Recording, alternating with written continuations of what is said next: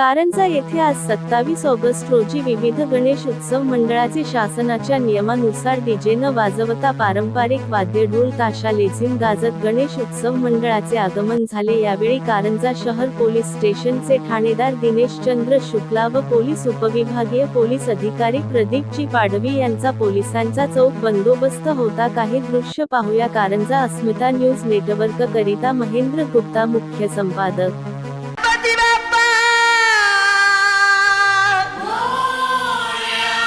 मंगलमूर्ती आला रे आला, आला रे आला, हे हे हे हे।